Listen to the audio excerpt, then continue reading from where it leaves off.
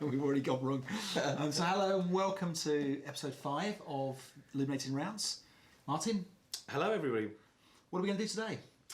Well, so I think we're going to have a little bit of a chat about our favourite rules. Yes, yeah, okay. Didn't make it last time. We didn't make it last time, and because we are playing a scenario based in Poland, we decided that we would come to Poland. I had no idea we were going to do this day. You said bring a passport. Yeah, I did. Make sure it's an EU valid passport, and that's right. Yeah. And for now, whilst we still can. Whilst we still can. Yeah, that's not looking likely for a few more months later. Yes, yeah. We won't go politics. Let's not get too involved in politics. No. Excellent. Okay, so also have a little chat about what we've done in ASL this week. So I've done a few bits and pieces. I also want to mention a third party that I think we should perhaps get behind just to help them out to start with. So we'll have a little chat about that. Yeah, sure. So I mean, first of all, what did you get up to this week?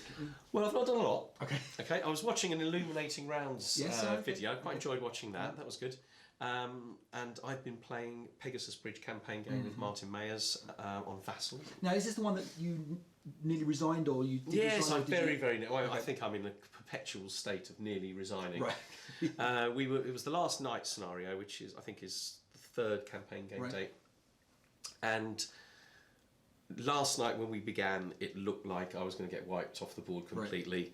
I managed to hold out. I've still got sort of about, I don't know, perhaps 9 squads in a tiny little space, and luckily the scenario ended with the first possible chance. Martin rolled a 1 on the end of his turn 5. So I've survived. I've got a reasonable force. Now I'm getting to a bit of bringing a force on, but it still looks pretty grim because he's just captured all the map really. So it's going to be very interesting to see what happens. But I haven't lost, so I haven't resigned, and I think maybe 1-2 more turns, and it would have been no point in carrying on. All right. Well, I did 2 less exciting things than that. Yes. So the first thing I did was just to label all my German counters, because I'm very conscious that sometimes people come and say, "Oh, I can't figure out where everything is despite the fact it's all in its little Racco boxes."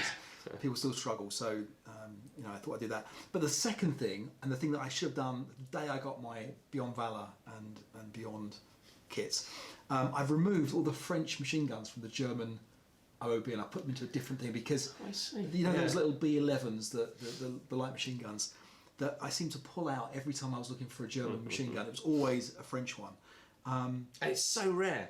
And you know what? There's only 6 in the whole collection. I've got, it must be, 100 German machine guns. Machine guns, yeah. And for some reason, those 6 broken French B11 ones came up. So they came out. That was my two big ones. I dug out actually, because I haven't done much, but I did dig out my old squad leader Panzerfaust. Panzerfaust counters, because you don't have Panzerfaust counters in advanced squad leader. You did in squad leader, and there is a scenario or 2 scenarios in the system where you need to actually show how many Panzerfausts are available to each unit. So I thought, I'm going to pop them in there. And, so they stack up like tower blocks? So, yeah. Well, I guess, I think so. I mean, they've got a 1... So, I'm not quite sure what they're all, because I've not played the scenario. They're just there in case I ever have played the scenario. You're just teasing us. Because because they don't have, of course, we don't know what their portage points is. It might be in the special rules for that scenario. I don't know. I'll have to look it up, see which one it is. I think it might be a Mark Pitcaviage scenario. Seems to ring a bell. Let's cast aspersions, maybe. Alright, so today we're going to play round 1. Yes. So Doomed Battalions. You said before you hadn't played anything from Doomed Battalions. I don't believe I have. No reason for that, just No reason for that at all. It's not that I've got anything against it's just so much to play, so much to do. That's very true, very true. I remember a little bit of criticism coming out from the module when it very first came out, mainly because the scenarios, people felt like they were either a bit over complex or they had too many dependencies on everything else in the system. Now I think that's been addressed in the subsequent printings, so the 3rd edition now Doomed Battalions on, because that came with I think it was the Italian counter set as well, that they published that with. So they put a whole load of extra maps in there. I think there's 8 extra maps that come with the thing now. So, but I also noticed that this is my 1st edition copy. So there's a lot of errata out for all the scenarios. So if you are going to play something from Doomed Battalions, look it up. That's right, exactly. So And what's the best way to do that? So, I mean, you can use a scenario archive. Yeah. That's a good plug. But also, I use MMP site. So, just in case it's not up on there. So, MMP have all list of their scenario writer. And so for this one, an extra fortified location, an extra anti-tank rifle. Yeah. So that was always very handy because who benefits from that? Yeah, that was me. Yeah, right. So, that's hence why I looked it up and remembered it. Okay, so third-party publishers, new ones come up. So there's some Italian guys. Advancing Fire announced a couple of new packs that looked fairly interesting. I thought I'd talk to you about that. One was Biazza Ridge, and the other one was Brevity Assault. So Biazza, I can't even get you to pronounce it because I haven't got it in front of you, but Biazza Ridge is an American-German battle in Sicily, by the looks of it. Looks quite interesting. 10 scenarios, a campaign game, 5 hassle maps as well, so quite a lot of maps that they're going to be shipping. And they're trying to get the pre-orders going up. They're about, I think, 130 they need, and I think they're halfway to that. Okay, so it'd be great, great for people to transport that. And the second pack, which I was really interested in, was Brevity Assault, and that's it's a desert. British, like Montgomery against the Italians and the Germans, Rommel in the desert. What was interesting about that was the operation campaign. So they've got like a set of scenarios linked with an operational campaign system. I see. So we haven't really seen that before. I think a couple of attempts have been made in the past, but something that's quite interesting, a little bit different. It sounds interesting, doesn't it? So and again, they're looking for pre-orders there. So I thought, give you guys a shout and see if we can help them along the way, try and get some pre-orders going. I think for the pair, I think it's €150, €155, something like that. Yeah. I think across the world, I think it's the same price. So with a bit of luck, they can get their pre-orders and. Does that include postage? Or it does. Yeah. So certainly in Europe, anyway. That's right. Yeah, exactly. So until they see the prices shipping to the States, and then maybe they'll reevaluate. But so it looks really interesting. Yes. Something I'm looking forward to. I think the one thing that ASL is missing is with the campaign games, as they are quite, they're quite commitments, and there's a lot of units and bits and pieces. But there isn't really anything to link battles together that have separate OOBs.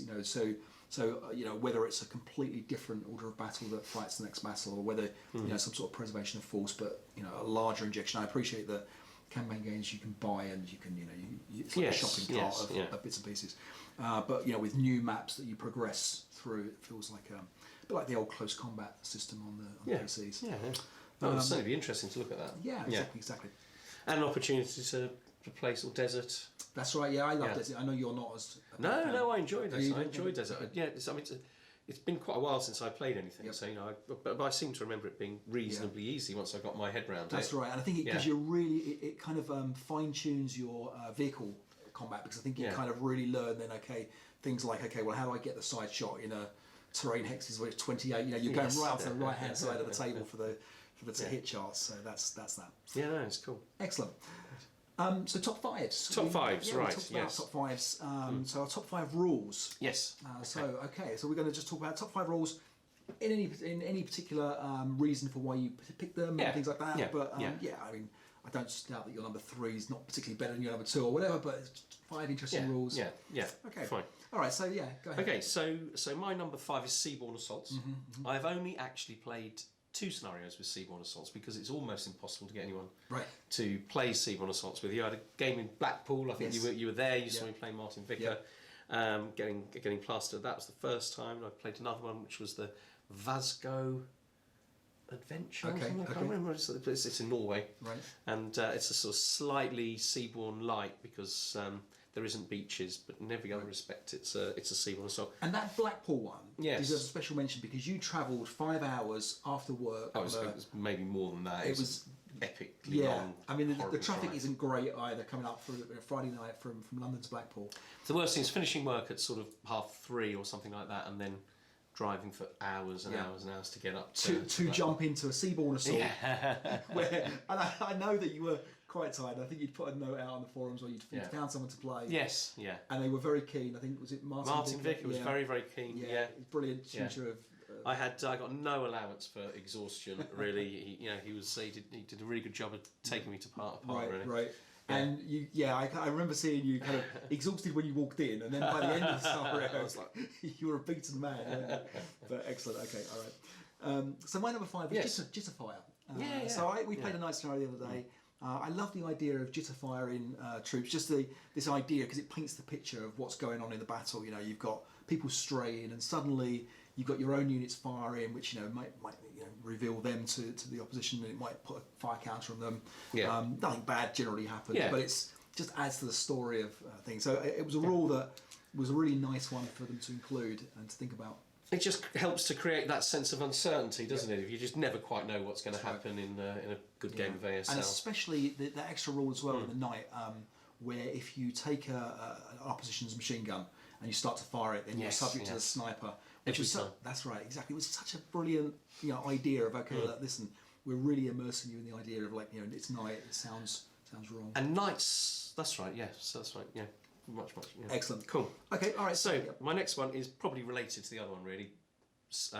Parachute and gliders. I quite enjoy that. That's what I think I've got a thing about.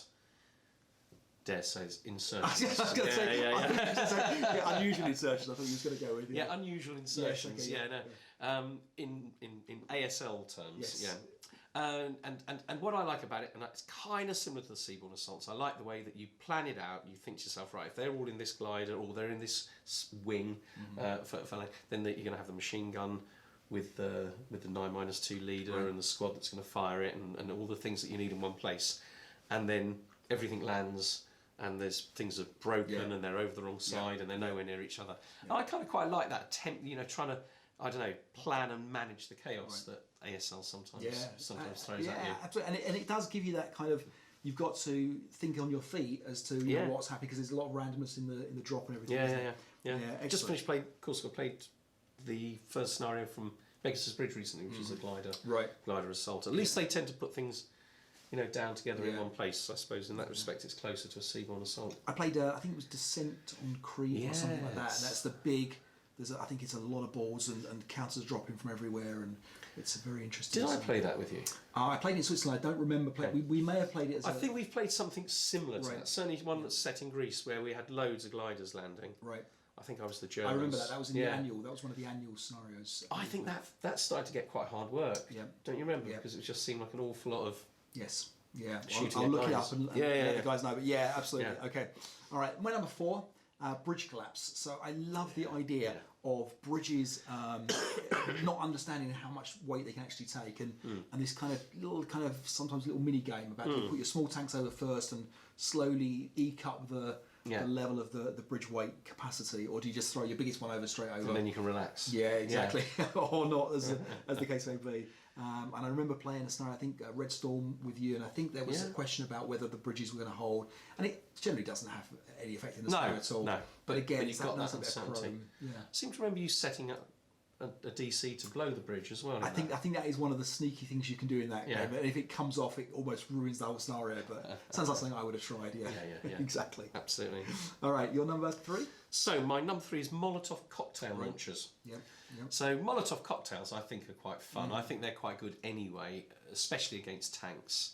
A little bit less excited about them with infantry, but I enjoy them against tanks. I quite like the drama in a city battle of the idea that these people are throwing burning oil onto the tanks.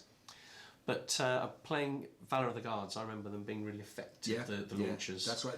Was that released in Valour of the Guards? The launchers. I'm sure they were. Or maybe I don't know if it was that or Red Barricades. I can't remember if it was. I don't know which it was launched in. It's certainly in the Valour of the Guards rules, but then all of the rules are sort of reprinted in there where they're relevant, aren't they? So I'm not sure. I don't remember them in Red Barricades. So maybe it was released then. Right. I mean, they're by no means certain to be successful, but they're a lot of fun, and they're just a part of that kind of chaotic, not quite knowing what's gonna hit you next. Yeah, and that's aspect. You can set the fire to your own location as well, can you? You certainly can with thrown ones, with the normal ones. But maybe not. I can't remember in detail the rules about the launchers. We've got to go back to Stalingrad proper, rather than definitely. The older scenarios. But the actual Red Barricade stuff. Yeah, excellent. Okay, so my number 3. Hitting the wrong tank. So this is just an amazing rule. Put more than one tank into a location. and if the opposition fires at it and misses by a number, you have to roll a subsequent dice roll. And if that number is less, and you've missed by less than or equal to the number of extra tanks in that that hex, then you have a chance of hitting one of the other tanks. So ideally, roll one above with one extra tank, you hit the extra tank. It's just such a great rule because it didn't. The easy thing I think could have been just apply an overstacking penalty. Yeah. Just add the +2, just crack on. But the idea that you might have hit the wrong one instead. Which is obviously in real life is the risk of having them two together, isn't it? But, exactly. So I love that. Just and it was actually mentioned right at the start of the rule book because I was reading through the rules and it said about you should roll 3 dice all the time rather than 2. And it's for that reason. One of the now, listed reasons. How often that ever comes up? Never comes up in these scenarios. But that idea of actually, this is why you should roll 3 dice. And ignore one of them in 98% of situations. Yeah. Exactly, yeah. Okay. Excellent. Right, so my next one is simply Heat of Battle. Oh, yeah. Because I think Heat of Battle is one of those sort of... is Chrome the right word? It's almost like one up from Chrome, isn't it? Because it's kind of... But I know what you're saying. Exactly, yeah. That takes something that might be quite a basic or a relatively sort of straightforward game into something which has... which so many possibilities can come from it, and you fire at somebody and they go berserk and they come charging back at you. It's the story that someone always tells you after a game. They're going to tell you about something. It's something. Hero came out, something berserk. Absolutely. Yeah. And it swings those games. And I know people who complain that sometimes it affects balance and those sorts of elements can. If something crazy happens and it spoils the balance of the game. But I think it's that craziness that I enjoy. Yeah, well, we did a little bit of playtesting a little while ago, and I seem to remember one of the kind of the playtesters' notes was try to ignore Heat of Battle if it comes up and things like that, because you're right, it can swing something completely. It's just part of the fun of the game, isn't it? But it is going to, of course, it's going to make games that are well balanced unfair. You've reminded me about one crazy rule which never comes up, but I love reading the line of it. It's about heroes. Do you know what I'm going to say here about the heroes? And victory conditions, victory points. Oh, they don't count for... So they don't count, except... In seaborne evacuations. Evacuations, that's right. How odd. And I've never played a seaborne evacuation. I don't know if it's a seaborne evacuation. I don't know if one exists. Yeah. There's lots of little funny rules like that. That's brilliant. Yeah. The fact that that's worthy of a line in the rule book. Yeah. Seaborne evacuations. We'll have to try and look one of those up. Another rule that I've wanted to use and has never cropped up is snowdrifts appearing in play. I've never had that happen. I've even played a game where I knew they could. Now there may be some viewers that live in places where snowdrifts can appear during play. We're not those kind of guys. We get a bit of mild frost and a bit of drizzle outside at the moment. Yeah, but that's okay. So your number? My number 2, unconfirmed kills. When you shock and possibly shock and turn into so you've got a shock counter on your tank. And you've got that 50-50 chance is it going to be, or is it whatever it is, 40-60, I can't remember now. But whether it's going to flip over to that unconfirmed kill. And that kind of dilemma the defender has as to whether, or the attacker, depending on the scenario, but whether you keep firing at that tank or not. And you know that tank could come back up again at any one point and can be a real threat, or do you carry on, maybe wasting shots firing at it. And I also never know whether to fire at that tank and potentially go back from shock to unconfirmed kill again, or from unconfirmed kill back to shock, because if they were going to roll that 6 that was going to then eliminate them, actually now they've only gone to an unconfirmed kill, and it always seems to go the wrong way for me. But that's only because I whine a lot. So, but I love it. I love the rule.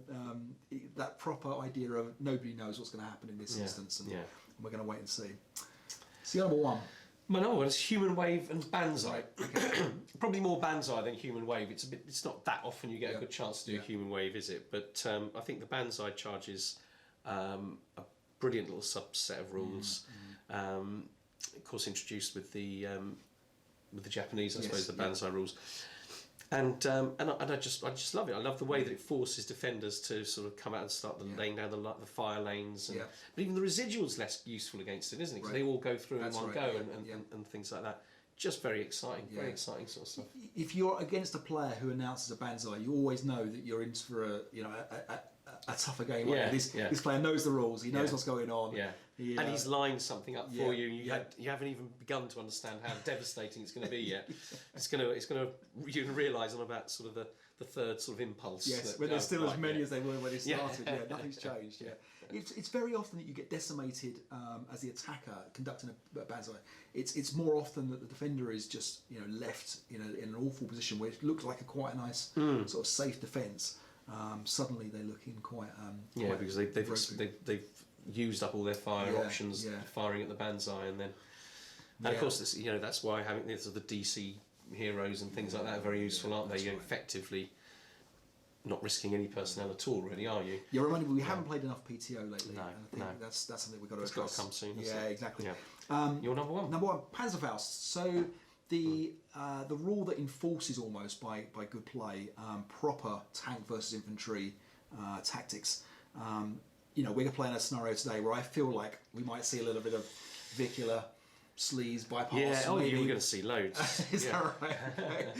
But I can't help thinking if that wasn't really the intention of certainly the German commanders when they were building these tanks. Certainly the open top ones that go park outside that house there with your wheels spinning and see what happens. But yeah, so Panzerfaust. I think when you're on the attack with the Germans, you're a threat to any tank. But the key thing is defending with the Germans against armour. They've always paid that little bit extra respect in the later war. Yeah. And that I always joke about. I don't understand why they didn't put Panzerfaust in the turrets, because those to kill, number 33 to kill, seems very good for 1944, 43. It does seem surprising that you can't throw something like out of a proper weapon like a tank. Yeah. Which has 33 to kill, whereas you can fire it with your hands. Yeah. It does seem a little bit surprising. I'm sure it wouldn't be beyond the wit of somebody to come up with a way of doing that. If you were in the German Ministry of Attack and Defence or whatever, then maybe you could have suggested. I guess the long 75mm gun's good enough, isn't it? Yeah, it's nearly every Allied tank. And then you got the 80, 81. Yeah, 88. 88. Yeah, sorry, 88. Sorry, yeah. I don't know if it's the mortars that you Yes. Okay. All right, excellent. So that's the kind of flavour of the rules that we love. So now I think onto the game, really. Onto the game. Okay. So here's my setup as the Poles against the Germans in round one. The Germans have 17 squads, 11 tanks that will be entering along this side of the board, and their aim is to capture stone locations on this side and this side of the board. There are 15 stone locations here, and there are 20 stone locations here, all built into a single level. So I can't just give up one side and hope to maintain all but 3 hexes on the other side of the board. So I really have to defend both boards. However, I am defending board 45 in more depth than I am board 20. My concealment units here, here, here and here are there to present a little bit more strength and depth than perhaps appears. And my hip units, the half squads here and here, are here for 2 different reasons. The half squad with the anti-tank rifle here is hoping to catch a tank as it perhaps comes around the back of these roadblocks here, which is what I expect Martin to be doing. And this half squad here will actually be dropping concealment, ideally on the last turn, to capture these 2 stone locations and then advance into one of these 2 for a cheeky 3 hex swing back the other way to the Poles. The Germans are under a CVP cap of 50 points, which is quite a lot. I don't expect to hit that, but it does mean that Martin will be more cautious with his vehicles. Other things to notice are that all my guns are actually in fortified locations. I haven't put them out just for ease of the map board right now. And my other 3 fortified location areas are this building here. So this is where my strength is hoping to be. The wire will help me a little bit, although it does hinder me bringing these guys back. And so although these guys might be able to get back through here, I do expect these guys perhaps to die in place, but hopefully slow the Germans down.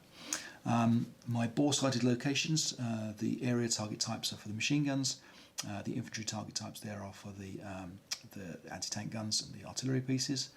Other than that, let's see what Martin does. Okay, so I've just arrived at Dave's. We're playing round 1 as promised from Doomed Battalions. I haven't studied it. The Dave has set up. I think he's talked a little bit about his setup, so I won't go into any detail about what we're trying to achieve in the scenario. I've got the German forces over there on the north side waiting to come on. I haven't really got a clear plan in my head. I've kind of set it up quite quickly. Hopefully we'll get most of the force on, and we'll see what happens. That is basically my strategy at the moment. I suspect quite a lot of some of these forward units are dummies, so I'm going to be trying to find that out pretty quickly, deal with them if they're not. Also, I want to know where all the hip stuff is, like the the roadblocks and the wire and things like that, so I can work out the best route. In a sense, at the moment, I don't know what my best route forward is, so I'm going to kind of scout a little bit, find out, and then sort of get my force to it's kind of spread out a little bit, can converge on the weak spots, and see if we can fight our way through.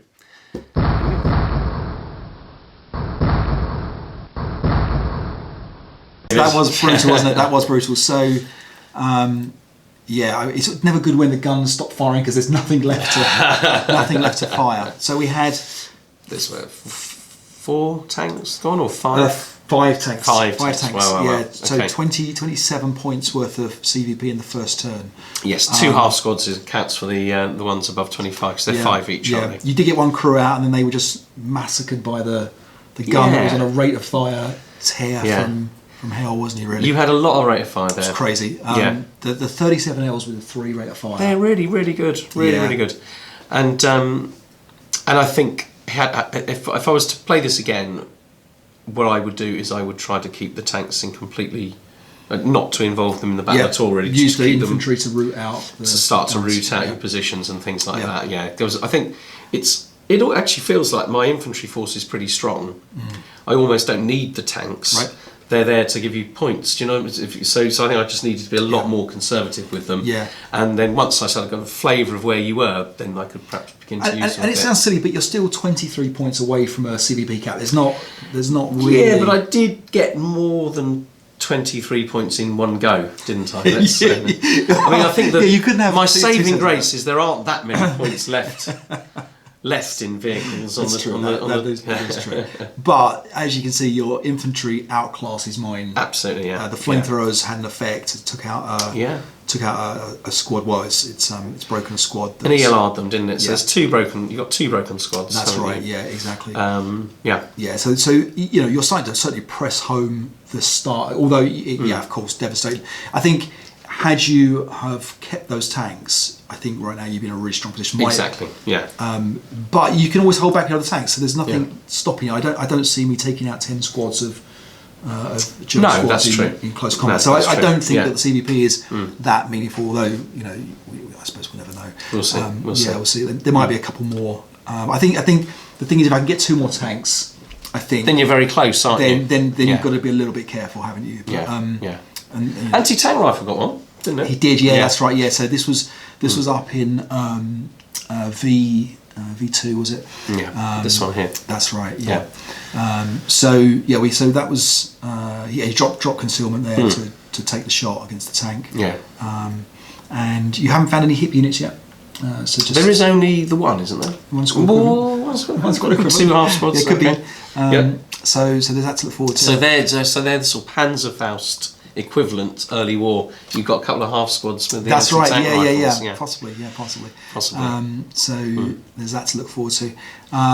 But yeah, I mean, still. Yeah. You found all the roadblocks. All the roadblocks, all the wire. In fact, I need to look up the rules on clearing that now. I've got tanks to roll through it. Demo charges on I think on a 5. I think is what will clear the. I have lost one demo charge. You have lost a demo charge. That was a KIA. Was it KIA or a KIA? It was a KIA. Yeah, that was a bit tough for you there. I rolled ridiculously well. No question. Yeah, I think it's just a question. It would have just been a question of if you didn't get me then, you'd have got me a little bit later. Do you know? Right. I don't think it made a huge. I mean, you had incredible rate of fire, but you kept not destroying the tank, didn't you? Yeah. So you had luck, but then I had luck. We got it eventually, obviously. Yeah. All right. Okay. So on to turn 2. Turn 2. All right. Still smiling? End of turn 2. Not at all. No. It's quite hard, and I just. You only lost 2 points. Yeah. Well, that's great. That is progress. That is progress. And I am making slow progress. You are. I know where nearly everything is now. Yes. I think I messed up one of my guns. So I put a 37 instead of an artillery piece. I only found out when I looked at. Yes. I thought that I had two of the same piece of guns left. So you just put the wrong one out earlier, and now you're sort of the one that got the ridiculous rate of fire, which I feel terrible for. But as I said before, like firing at one tank, I would have rather had the 13 to kill rather than the 9 to kill. So it kind of swings around. Yeah, sure. So I've still got one gun left for you to find. Yes. You have killed a couple of nice guys. You killed a squad in close combat. Yeah. Too. I killed a squad in close combat. There's at least one. There's these 2 broken, isn't there? And there are. Well, I double six. And I think you've lost a couple of halves, like at least one half squad. Yeah, I think if not, so perhaps even more than that. So definitely double six one of them. Yes, that's true. And so I'm taking losses, and that you are they taking do losses. hurt me more than you. Yeah. I know your CDP can. And everything looks very intact with you, but of course some of those are dummies, and you know where the strong and weak points are. That's true. That's true. It's tough. It's hard work, isn't it? It is hard work. I think what I needed was to think about it more.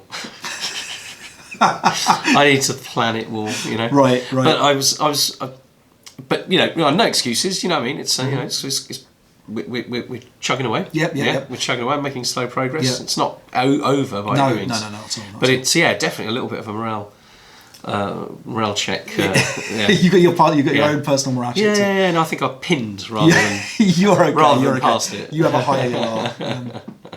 I think it is a tough one, and it's one of those ones where it just looks like you've got so much to do with the Germans, and it does look like. And I could crack this shell a little bit, maybe with a bit of luck in next turn, but you're falling back, and I've gained 2 building hexes, and I need 15. It's got to crack it all over again. 18 building hexes you need. 18. Thanks. Thanks for that tiny reminder. Yeah. How many have I got at the moment? No, you haven't got any at the moment, but you're very close to. You're within 3 hexes of one of them. So over the side in the on board 45. So which building? This with the 80 gun here. All right. Okay. So within 3 hexes. So within the sight of the start of the finishing line. Absolutely. So you've got. But I mean. No, okay. I've got some broken guys. Yeah. And your guys are, like I say, a lot better than mine. They're much better once they get into good positions. Over the wire. They're not in great positions at the moment, but yes, out of the street that they're in at the moment and everything like that. But okay. All right. So turn 3. Yeah, turn 3. Well, hello. Okay. So all right. We're back at the end of turn 4. 3. So you're wishing the life away, wishing the scenario away. It's a very impressive stack you have. Thank you. No, it's okay. Of broken units. Well, yeah. It's So we had a rate of fire from the 30 the kind of the thorn in your side really, the 37L. Yes. That then hit the got the a kill stack. Yeah, got a rate of fire then, and it just took a 1 check and everything broke. But you did break the gun back in. I did break the crew of the gun on the flamethrower back. Yeah, but I would have felt a lot happier if the stack was still there with the -2 leaders somehow. Absolutely. But kind of routed them back a little bit to a leader, hoping they come back. They'll be fine. They'll certainly be back not, by my next turn. Yeah. But it would have been nice to have them in my defensive. This turn. Okay, we just had it's your turn. Yeah. Sorry, my turn. So I'm hoping to get them back in my turn, which is probably unlikely, but might do. It's nice to have one of the guns down. Yes, yeah. It means that I've got a couple of options for vehicles now to perhaps try and come in and play a part in the game. Yeah. But it remains difficult. Yeah. Absolutely.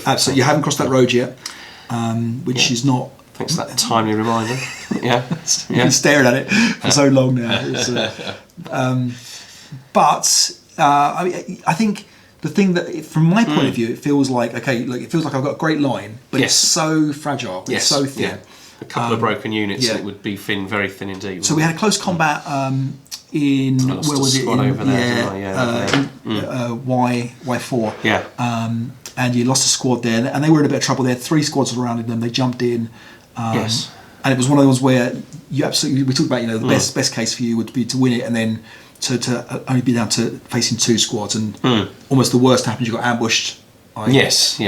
Double one got. And leader. Got a 6+1 leader. Yeah. And what it's done is both my flanks now secure. So it feels now that what's going to happen is I think you're going to be able to push through the centre, but then how far are you going to be able to spread out? Yeah, absolutely, absolutely. Yeah, which is interesting. So so there is that. I mean, so you're on 31 CVP right now. So I mean, still plenty. Yeah, yeah. As long as I don't keep, go back into another mode of losing vehicles. You haven't moved them since you lost. No, I've been very, very safe with the vehicles. Yeah, you have. And yeah, I mean that's you haven't needed to push them. You've kind of you've got to that point. Turn wise, I don't think you're a million miles away from where you'd want to be. I think in terms of taking 3 turns to get to that road is fine. You've lost, I think, maybe 2 squads in total. Yeah, and I've not lost a lot of infantry. That's right. So your flamethrower is still going. Yeah, it's had a couple of shots. It's been it hasn't been effective since the first turn. It was effective in the first turn, but hasn't run out of fuel yet. That's right. Exactly. So you're pushing. It's just a case of the left hand side looks very weak here for you, and maybe now I think if you're going to concentrate on that side, I've got to try and shuffle my guys out. And getting across that road is just as difficult now for me in the roads in the middle of the board there to get across there. Yeah. So all right. So turn 4. Let's move on. Okay. Turn 4. It's like a long battle, isn't it? We've said before that these turns go quick. These ones haven't been going that quick. No, it's been quite complicated and slugfesty. It has. You definitely made a big breakthrough there. Yeah. So you broke through the middle now.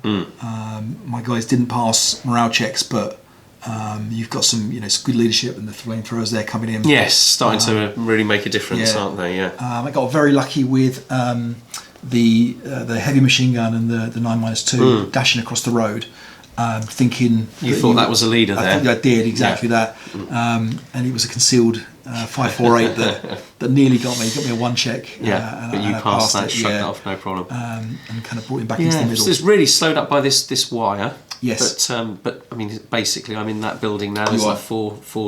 I'm not in all of those 4 hexes yet, but essentially I've kind of got those. Exactly. You did get your first building location as well. My first building location. I managed to break a squad unexpectedly with firing one of the vehicles over the walls, and that was a 2-up-2, but it broke a squad. That's didn't it? right. Yeah. And in fact, it wounded your 6+1 leader. So it's now you're on rally duty. He is. This newly created leader he's got 3 squads to try and rally there. Yeah. You destroyed my gun in close combat. Yeah. That's the AA1. Yeah. gun. I mean the original front line is ripped up now, isn't it? But you're forming. I can see it looks a little thin, but you're forming something else. But of course, you're also beginning to look like you can counterattack. Yes. Yeah. There's enough victory hexes on this board for me to win, but not if you start recapturing them. That's right. And I've still got a long way to go. There's still quite a lot to get exactly, to do there. Yeah, so 3 turns to go. It does look tough. It looks like it's swung your way, but whether or not you've got enough time. But whether it's enough, absolutely. No, I agree. All right, so let's carry on and see where we get to it. All right, all right. End of turn 5. Yeah, our voice is getting quiet. Dave's continuing to apologise for ridiculous rate of fire tears. Is that true? I'm not sure that happened this turn, did it? Yes. Was that the flamethrower? That was this turn, yeah. So the 37L. To be fair, in AA, you always get rate of fire and a hit, but then it doesn't do anything. But because you get like sort of 12, 14, eventually you do start to get some. But I haven't passed many morale checks. I think is the flip side of that. So I lost 3.5 squads down here in CC CC7. I mean, all broken, weren't they? Struggling to come back, but nonetheless, you lost those.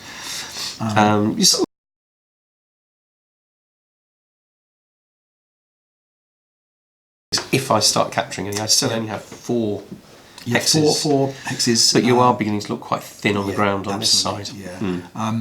You've got 35 CVP, or I've got 35 CVP, so you've got 15 to spare. Yeah, I really can't afford to go losing tanks, can I? My sniper's now helping out, now picking off broken guys at the back. Yes, So it's going to be tough for you, I think, because I've got the last turn. I think that's the crux. So obviously got a potential half squad and a gun still to find. You've still got that to go. I've got a plan. I can imagine. But it's not lost. It's not won. No. We'll see. Okay. So on we go. Turn 6. All right. So German that was the end of Polish turn 6. So yes. On so one more turn to go. One turn to go. Yeah. So it's fiddly in there, isn't it? It's fiddly. It's in the very, middle. very fiddly. It's fiddly. Yeah. I know we're getting tired. We're getting tired. Yeah. So what you've got 7 building locations. Yes. So there's another 11 to get in the last turn, which I probably could do. Yep. You've got a shocked vehicle. Shocked tank, which puts me quite close to the CVP. Yeah, you're on 39 right now. And of course, you get that last turn, which is problematic. And you've got a hip unit in there one somewhere. hip unit. So he can potentially run around and grab a couple. Which was certainly his intention. It's certainly his plan. Yeah. Yeah. I might stumble on him. You might do. You might do. Could have done with winning that close cut and bash. Yeah, so we've got the close combat in AA6. It's just been a crew tied up one of your guys. Sniper's been very active. Sniper has been active. Picking things off left, right, centre. Yeah. But it is, you've got a 5, and he's been quiet most of the game, hasn't it? It's only at the end that he's been troubling me. The scenario has been, it's been an interesting one. I've not had a lot of movement. I've been kind of stuck. It's difficult if you cross those roads. It's also difficult for me to cross the roads. I feel like I haven't done enough movement. I've got too much over here. This is too strong. Definitely. But I know that I've got to just hold on to three locations on this. Is that all you've got to hang on to? Well, roughly 3 or 4, depending on how many you get over this one. So you've got 1 on this side, you may get 2. And you can recapture it though, can't you? You've only got 1 unit. Yeah. So yeah, it's yes. I think if you for example, if you just keep 1 on this one here, that means I've got 14. So I'd need 4 on this side. Yeah. All right. Okay. Right. So we've finished. We've done some maths. That is maths. So yeah, you got 15 hexes in my final turn. That's right. Yeah. In total. Yeah. We think you needed 3 more. That's right. And I couldn't get 3 more. Yeah. 3 more. You needed to roll an ambush, or not an ambush, a double 1 on the close combat to be able to take both the hex and then advance. That's right. Yeah. Yeah. And it still wouldn't have been enough. And then you were close with 1 other, but you were running tanks in. It got creative. Yeah. So running tanks straight in for temporary control of the building hex. Yeah. Got 1 like that, didn't I? Yeah. Obviously risking it falling into the cellar and all that kind of stuff. And one rules question we had was about we think we got right, but again we should double check this. But with the hex control, it's not necessarily about controlling the building unless you mop it up. We think we got to run through it or mop it up. Yeah, that's right. Yeah. And so because of that, it meant that I had to go through every single stone hex that I needed, and that made it much more difficult. Yeah, absolutely. So, but I'm quite pleased I got to 15. There was one point where I wasn't sure I was going to get across the main road. So that was quite good. Yeah, no, you did absolutely fine. I think you were pushing me through. I was in trouble. My left hand flank couldn't support my right hand flank enough. So and you got quite a lot of force over here. Yeah. And you felt that I did too much to try and hold them back because I kept quite a bit of force back to. That's right. Yes, you kept skulking back into. And might have been better off running those blokes around. In fact, got quite close. Like 1 or 2 movement factors off being able to take another building or 2, albeit having to risk some fire perhaps to get there. And there's been a creative leader management. There was some very creative leader management. Picking him up and running carrying with him and all that. Which I know is definitely a tactic you can do. It's a good scenario. It's I said before, we yearn for the bigger hexes of the deluxe boards in a way. It gets a little bit fiddly in the middle there. And that's I mean, it's a criticism, I guess, of just city fights that are very intense. Yeah. It is good. It's a real thinky game, isn't it? And, very much so. And I've got to say, as I was getting late, I was struggling there. But it's also it was a lot of fun. It was a lot of fun. I know I was going to be grumbly, but it was fun. My 6+1 leader that became wounded. That then so much harm. Grabbed a anti-tank rifle has now shocked the tank, which we then went to an unconfirmed kill. May well be another 5 CVP, but we stopped just before. But it wouldn't have changed the outcome. It wouldn't have mattered. So you might have ended on 44, 45, something like that. Yeah. But it wasn't. Real trick with this is to. We were just saying off camera, weren't we? Is not get the tanks involved until the infantry's dealt with the guns, and the guns. The infantry's quite good. Dealing guns, you said you that. Can flush them. Flamethrowers. You got a -2 leader. You got a lot of machine guns around. Yeah. And once you kind of know, then you I was using them afterwards, wasn't I? Moving them round the back, cut it off. And you took out three or four squads in one turn. Just with that. Yeah. You know, you encircled the position here, the gun that revealed itself in AA2. Yeah. You took that guy out as well. Yeah. And you know, you see how fast these things fall, don't you? If they start to, I mean, my 37L guns were just fantastic. The rate of fire I got there, and the heavy machine gun was spectacular. It was very painful. Yeah, a few places, I can imagine. Very painful. I felt bad, and it was. But it's probably the first time in my life that the flamethrower hasn't actually mouthed itself. Yep. Instead, it was just lying in the smouldering ruins of the hex where it was.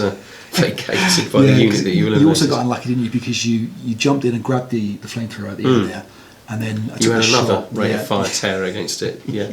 But then because they were broke in possession with the gun, you couldn't really get it back off them very easily. That's right. Yeah. And that would have been a big change as well, because you would have potentially. It's come back at the end. Actually, do you know what? He's berserk. There's actually we did that as a 2-to-1. It was a 4-to-1. But it wouldn't have changed. But you wouldn't have got the extra hex. At very best, I would have gained an extra hex, but that's all. Just one, the one that we're in the melee in. Yeah. Right. Cool. No, it's a good scenario. Yeah. I think absolutely. It certainly gives you a taste of early war. Excellent. Well, thank you for the game. Absolutely. All right, so we'll have a think about it next week. And we'll have a chat tomorrow, I think. Yeah, on Skype. Sleep. I'm falling asleep, and I've got an hour's drive now, and then up at 6. All right. Well, I won't make you back. Don't worry. All right. Well, thanks very much. Thank you. Yeah, and we'll see you again next week, perhaps. Okay. Cheers. Bye.